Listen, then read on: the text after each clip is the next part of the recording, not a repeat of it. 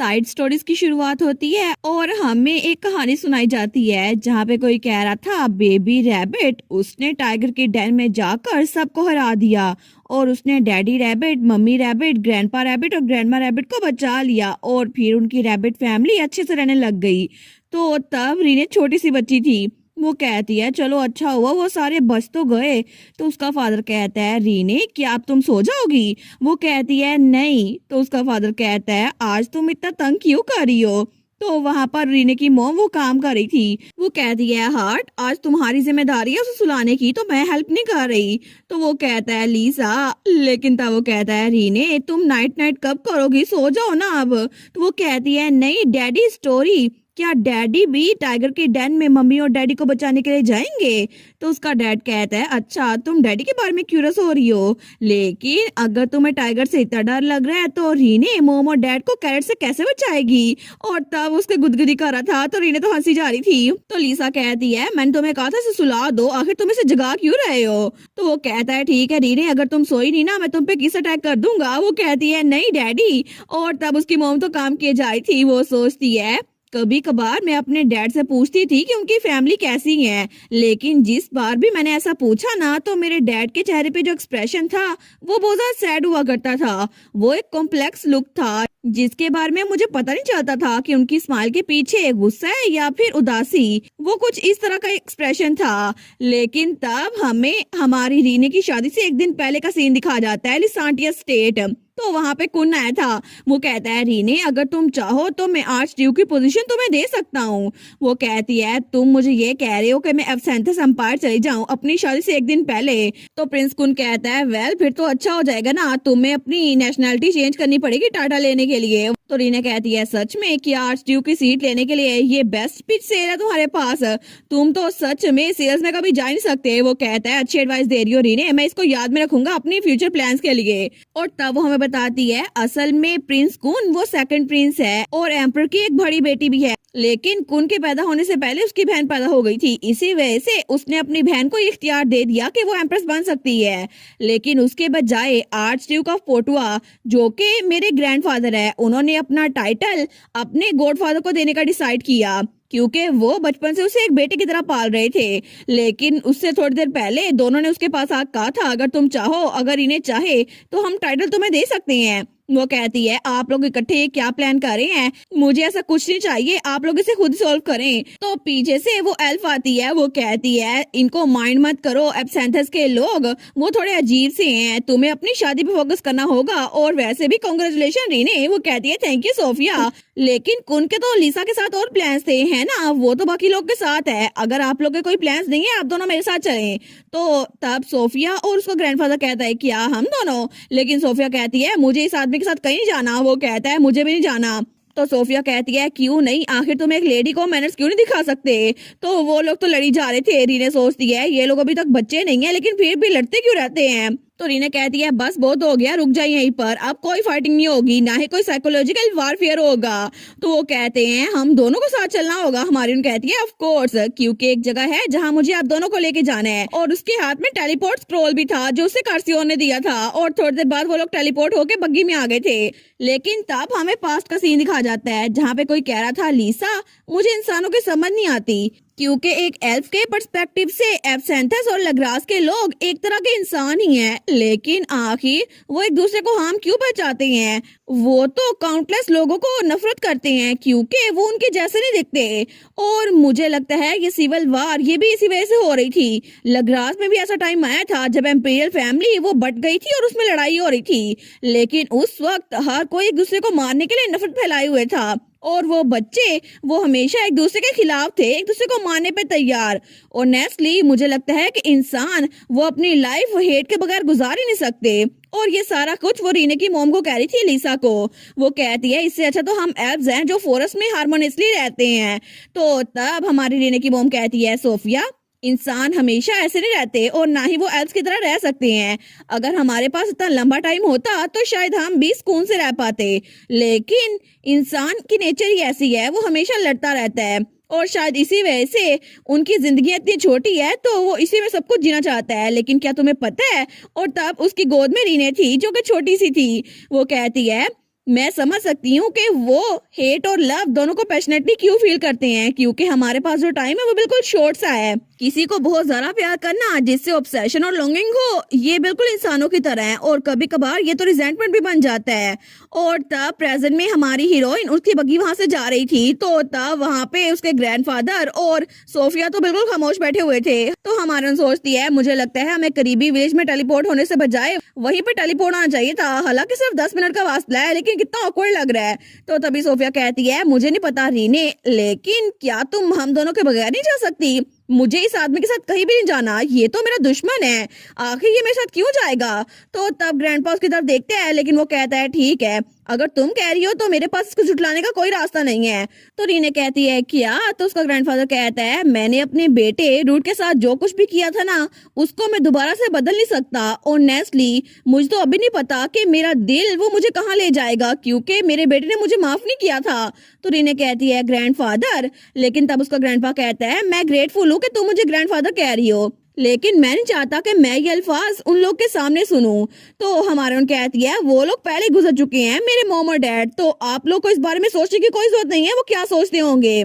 शायद फादर दोबारा आपसे कभी ना मिलना चाहते हो, लेकिन वो लोग हमेशा मुझे प्यार करते थे और उन्होंने कहा था एक ऐसी फैमिली जो हमेशा एक दूसरे को प्रोटेक्ट करती है। इसी वजह से अगर आप लोग उनसे मिलने के लिए जाएंगे ना उनके ग्रेव पे, तो उनको अच्छा लगेगा और वो लोग अपनी बेटी को माफ कर देंगे कि मैं आपको वहां पर ले गई, क्योंकि मैं अपने डैड को जानती हूँ। तो उसका ग्रैंडफादर उसकी तरफ देखता है, वो कहता है, अगर ऐसा ही है तो फिर तुम मेरे बेटे की बात कर रही हो, क्योंकि रूड हमेशा से ऐसा ही था। तो हमारे उन कहती है, सच में? क्या आप मुझे बताएंगे कि फादर किस तरह के इंसान थे ग्रैंडफादर? हम तो जल्दी पहुंचने वाले हैं, क्या मुझे डिटेल बताएंगे? तो उसका ग्रैंडपा कहता है, ठीक है, मैं बताता हूँ। वो बच्चा तो मेरे लिए बहुत बड़ी उम्मीद था। हमारी पोर्टुआ फैमिली में हीरोज की लीनियज चली आ रही थी और उसमें मेरा वो इकलौता वारिस था। इसी वजह से मैंने कभी भी उसे बैटलफील्ड में जाने की इजाजत नहीं दी, लेकिन एल्डरली वुमेन और बच्चे सारे के सारे वहां पर मरी जा रहे थे और मेरी वाइफ के गुजरने के बाद, जो कि एक डिसीज की वजह से गुजरी थी, मेरे पास सिर्फ मेरा बेटा रह गया था, मेरी इकलौती फैमिली, और इसी वजह से मैंने कभी भी उसको वार में जाने के लिए नहीं कहा। लेकिन जब एक इंसान किससे प्यार करता है या नफरत करता है, तो वो चीजें भी करता है जो वो नहीं करना चाहता। शायद इसी वजह से मेरे मना करने के बावजूद भी वो छुप के वहां पे चला गया था और तब उनकी डेस्टिनेशन आ गई थी। तो वो बग्गी से नीचे उतरते हुए कहता है, अब मैं क्या करूं? मुझे शायद उसकी बात मान लेनी चाहिए थी उस वक्त। अगर मैं कुछ बेहतर करता तो शायद मैं अपने फैमिली के लास्ट मेंबर को बचा पाता, लेकिन मैंने बिल्कुल अपोजिट किया और मेरा बेटा वो बच नहीं पाया और ना ही उसकी वाइफ। और तभी सोफिया भी बग्गी से नीचे उतरती है, लेकिन हमारी हीरोइन वो वहां पे फूल लेके आई थी। वो कहती है, मॉम और डैड, हम लोग यहाँ पर आ गए, और उसी पेड़ के नीचे उसकी मॉम और डैड की कब्र थी। लेकिन तब रीने आगे बढ़ रही थी और पीछे सोफिया और उसका ग्रैंडफादर था। तो उसका ग्रैंडपा सोचता है, अगर मुझे पता होता कि फ्यूचर में ये सब कुछ होने वाला है, तो क्या मैं कुछ बदल पाता? वो अल्फाज, वो एक्शन, वो नफरत जो मैंने फैलाई थी। और तब हमें 20 साल पहले बॉर्डर का सीन दिखा जाता है, जहाँ पर हर जगह आग लगी हुई थी। तो तभी कोई बहुत ज्यादा जख्मी था और किसी ने उसका हाथ पकड़ा था। वो कहता है, रूड, तुम्हें जिंदा रहना होगा और वापस आना होगा और मेरे घर वालों को मेरे बारे में बता देना। तो रूड कहता है, मैं मेक श्योर करूंगा तुम्हारी बात डिलीवर कर दूं, और इसके बाद मैं सारे के सारे लग्रास के लोग को जान से मार डालूंगा। और वो था एवलन हार्ट पोर्टुआ, जो कि हमारी हीरोइन का डैड और उसके ग्रैंडफादर का बेटा था। लेकिन उसके बारे में बताया जाता है कुछ दिनों पहले, जब कोई कहता है, रूड, आखिर तुम मेरे यूनिट को ज्वाइन क्यों नहीं कर लेते? मैं समझ सकता हूँ कि तुम एक फेक आइडेंटिटी बना के इनलिस्ट हुए हो अपने फादर की वजह से, जो कि तुम्हें बहुत ज्यादा प्यार करते हैं और वो नहीं चाहते तुम जंग में जाओ, लेकिन फिर भी तुम रेगुलर सोल्जर के नाम पे फ्रंट लाइन में जा रहे हो। क्या सच में इसका मतलब ये नहीं है तुम मरना चाहते हो? क्या सच में अगर तुम्हें मरना है तो फिर मेरे यूनिट में आके मरो? तो रूड कहता है, टीटो, जोक मत करो, और वैसे भी तुम चाहते हो कि मैं एक छुपे हुए यूनिट में न जाऊं, बल्कि क्राउन प्रिंस के डायरेक्ट यूनिट में चले जाऊं। और वो था क्राउन प्रिंस ऑफ एब्सेंथस एम्पायर, जो कि कुन का डैड था, और तब वो भी यंग था। लेकिन तब हमें हमारी हीरोइन का डैड दिखा जाता है, रूड, जो कि तब यंग था और अभी तक हमारी हीरोइन की मॉम से मिला था। तो वो कहता है, ये ज्यादा अच्छा होगा कि मेरे फादर को मेरे बारे में पता ना चले, लेकिन तुम फिक्र ना करो, मैं जिंदा वापस आ जाऊंगा। और मैं वहां पर किसी के हाथों मरूंगा नहीं। इससे अच्छा है कि मैं वहां पर सब लोग को मार दूं। लेकिन जितने लोग की जान यहाँ पर गई है ना, मैं उतने लोग की जान वहां पे भी लूंगा। और मैं इतनी मीनिंगलेस वार को खत्म करके रहूंगा ताकि लेग्रास का ग्रीड उसके अपने हाथों से खत्म हो जाए और लोग की सफरिंग खत्म हो जाए। लेकिन इस तरह उसने जंग में हिस्सा ले लिया और तब हर कोई कह रहा था ग्लोरी टू लेग्रास। लेकिन वो बहुत ज्यादा जख्मी हो गया था और वो जंगल में छुपा हुआ था। वो सोचता है पता नहीं कहां से अचानक से बाकी लोग आ गए और उन्होंने एब्सेंथस के एलीट यूनिट को हरा दिया और मैं यहाँ पर आ गया। लेकिन मेरे साथी सारे के सारे मर चुके हैं। लेकिन तब तो वो बहुत ज्यादा जख्मी था। वो सोचता है डैम इट, मुझे जिंदा वापस आना होगा। वो लेग्रास के बास्टर्ड्स पता नहीं कहां से आ गए थे और तब उसको बहुत ज्यादा तकलीफ हो रही थी। वो सोचता है मुझे जिंदा वापस जाना होगा, लेकिन मैं यहाँ से हिल नहीं पा रहा, मैं यहाँ पे मर नहीं सकता, मुझे किसी ना किसी तरह वापस जाना पड़ेगा। लेकिन तभी वहां पर दो लोग आ रहे थे। तो उनमें से एक लड़की कहती है वहां पर देखो, क्या वो सच में एक इंसान है? तो दूसरी कहती है सच में ये वही है, लेकिन तुम्हें इतने थिक बुश में वो कैसे नजर आ गया? तो दूसरी कहती है ये फॉरेस्ट तो मेरा घर ही है। लेकिन वो लड़की उसके पास आते हुए कहती है ओए क्या तुम जिंदा हो?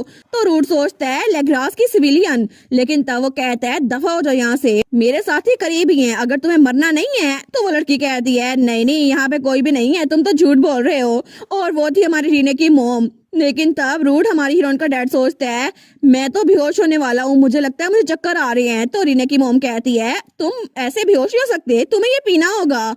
लेकिन तब वो बेचारा हिल भी नहीं पा रहा था। तो रीने की मोम कहती है लगता है मुझे ये करना ही पड़ेगा। और तभी वो अपने मुंह में वो दवाई चबाती है और तब उसको माउथ टू माउथ वो दवाई ट्रांसफर करती है। तो वो सोचता है एक वार्म जो मैंने पहले कभी फील नहीं की, लेकिन एक मिनट ये क्या है? और बाद में जब उसकी आंख खुलती है वो कहता है क्या मेरी फर्स्ट केस किसी ने चुरा ली? और तब उसके हाथ बंधे हुए थे लेकिन उसकी चोट वो दर्द कर रही थी। वो कहता है मेरा जख्म।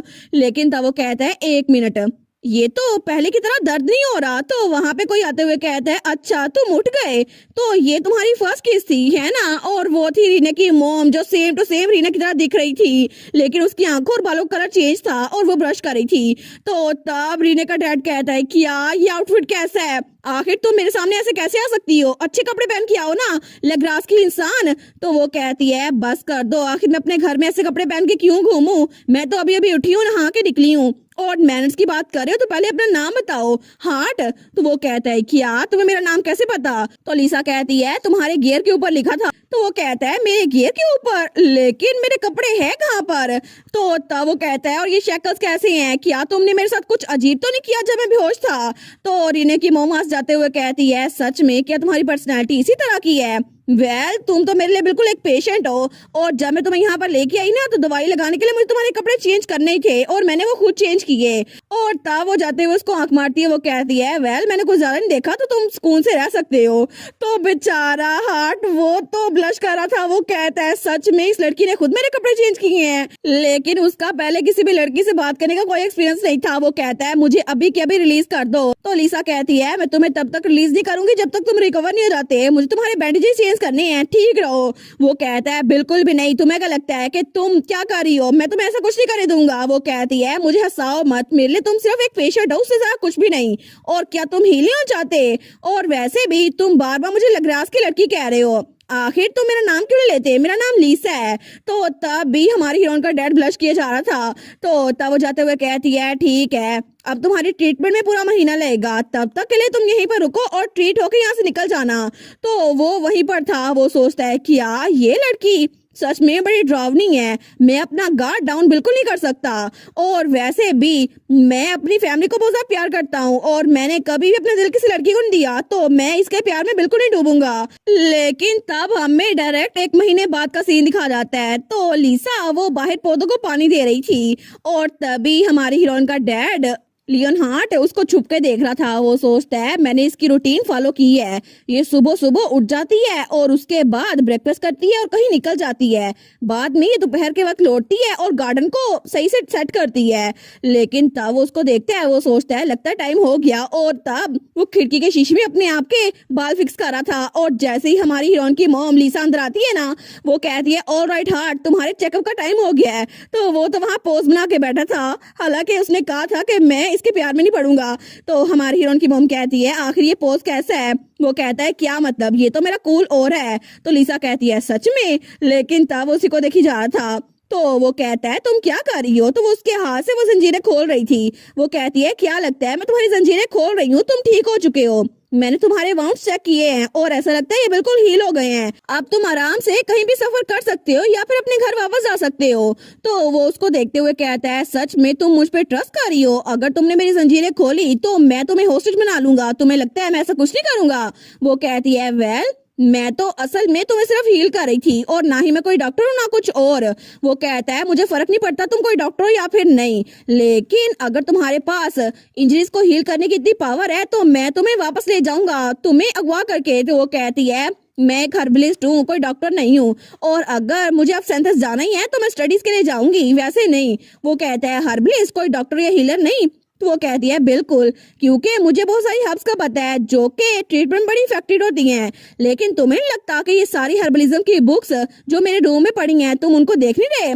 तो हार्ट कहता है मुझे सच में बुक्स पढ़ने का इतना शौक नहीं है। तो लिसा कहती है इडियट, देखो सही ये खुल गया है, तो क्या अब तुम मुझे हर्ट करने वाले हो। तो अपने हाथों को देखते हैं लेकिन उसको कुछ नहीं कहता। तो लिसा कहती है मैं यहाँ से नहीं हूँ और मैंने अपनी सारी लंबी जिंदगी यहाँ पे नहीं गुजारी, अगर तुमने मुझे होस्टेज लिया भी ना तो फिर भी कोई फायदा नहीं होगा। वेल मैं नहीं चाहती कि मैं हर्ट हूँ या फिर मर जाऊँ, तो अगर तुम मुझे साथ दे गए तो मैं कुछ नहीं कर सकती, फिर भी भूल जाओ इस बात को, वैसे भी तुम मुझे किडनैप नहीं करने वाले ना, चलो कहीं चलते हैं। तो लियोनहार्ड कहता है इकट्ठे सिर्फ तुम और मैं, लेकिन कहाँ पर। वो कहती है तुम क्या सोच रहे हो, हम कहीं डेट पे नहीं जा रहे। वो कहता है नहीं नहीं मैं कुछ नहीं सोच रहा था, लेकिन तब लिसा उसकी तरफ हाथ बढ़ाते हुए कहती है तुम्हारा सारा सामान लिविंग रूम में पड़ा है और अगर तुम चाहो तो यहाँ से निकल सकते हो, लेकिन अभी के लिए तुम्हें मेरे साथ चलना होगा। तो वो उसकी तरफ हाथ बढ़ाते हुए कहता है ठीक है तुमने मुझे हील किया है तो फिर मैं तुम्हारे साथ चलता हूँ, लेकिन हम लोग जा कहाँ पर रहे हैं। वो कहती है जब हम लोग वहाँ पहुंचेंगे तुम्हें पता चल जाएगा। लेकिन थोड़ी देर बाद वो लोग मेन सिटी में पहुंचे थे जहाँ पर वो उस जगह को देखते हैं। वो कहता है क्या ये जगह, तो वहाँ पर तो बहुत ज्यादा बुरे हालात थे, वहाँ भी जंग हुई थी। तो वो सोचता है लेग्रास की जगह यहाँ पे भी वेल्थ हंग्री डिमंस यहाँ पर बिल्कुल भी डिफरेंट नहीं है, वो सोल्जर्स को इंसल्ट करते हैं जो एब्सेंटस आई होते हैं, लेकिन ये लोग वार को बिल्कुल एंड नहीं करना चाहते। मैंने तो यही सुना था कि ये सब कुछ सिर्फ हमारे साथ हो रहा है, लेकिन ये लेग्रास के लोग आखिर ये सब लोग ऐसे क्यों हैं। तो तभी वो उन सबको देखकर बिल्कुल स्टिल खड़ा हुआ था, वो तो हिल ही नहीं पा रहा था। तो तब लिसा कहती है लियोहार्ट, तो जब उसकी तरफ देखते हैं तो वो सोचता है मुझे बताया गया था कि लेग्रासियन को मारने में कोई हिचकिचाहट नहीं होनी चाहिए, लेकिन लिसा कहती है अगर तुम कुछ भी नहीं करे तो यहाँ आके मेरी हेल्प करो। वो सोचता है मुझे लगा था ये सारे डीमन है, लेकिन ऐसा कुछ भी नहीं है। तो वहाँ पे एक बूढ़ी औरत थी, वो कहती है लिसा ये आदमी क्या ये सेंटस एम्पायर से नहीं है, इसके बालों का रंग। तो लिसा कहती है ग्रैंडमा कोई बात नहीं, इसने गलत मेडिसिन ली थी, इसकी वजह से इसके बालों का रंग चेंज हो गया है। तो वो ग्रैंडमा कहती है अच्छा ये बात है, लेकिन लियोनहार्ड सोचता है सच में क्या ये कोई एक्सक्यूज है। तो वो ग्रैंडमा कहती है फिर भी मैं तो कांपना बंद ही नहीं कर सकती, एब्सांथस के सोल्जर्स वो तो यहाँ पर आ गए थे, वो तो बिल्कुल डीमंस की तरह हैं, वो हम लोग को मारते रहते हैं, डीमंस जिनको सिर्फ खून चाहिए, मुझे तो डर लगता है। तो तब लियोनहार्ड उसको देखता है, वो सोचता है एब्सांथस के लोग डीमन हैं, लेकिन हमें भी यही बताया गया था लेग्रास के लोग डीमंस है, तो इसका मतलब है ये बूढ़ी औरत ये भी मेरी तरह ही सोचती है, तो क्या कोई सच है भी जो सच में सच है या फिर नहीं।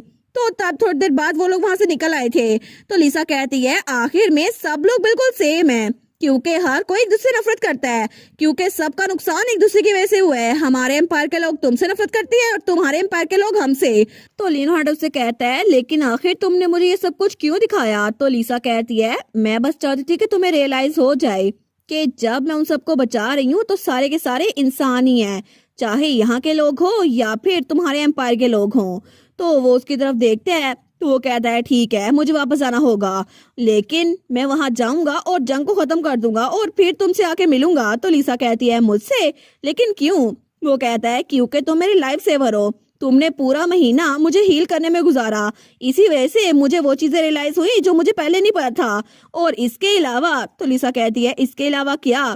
तो तब वो थोड़ा ब्लश करते हुए कहता है मैं चाहता हूँ कि मैं दोबारा तुमसे मिलूं, क्योंकि मुझे तुम्हारे साथ रहना अच्छा लगता है। तो लिसा भी स्माइल करते हुए कहती है ठीक है मैं तुम्हारा इंतजार करूंगी, और अगर तुम लेट हुए ना तो मैं खुद तुम्हें आकर ढूंढ लूंगी, इसी वजह से जल्दी वापस आ जाना, ठीक है। एवलन हार्ट पोटवा वो सोचता है आखिर में उसने पहली बार मुझे मेरे रियल नाम से बुलाया। और इसी के साथ ये वाला पार्ट यहीं पर ख़त्म। तो आप लोग बताइएगा आप लोग को ये पार्ट कैसा लगा, और वीडियो को लाइक और चैनल को सब्सक्राइब लाजमी कीजिएगा।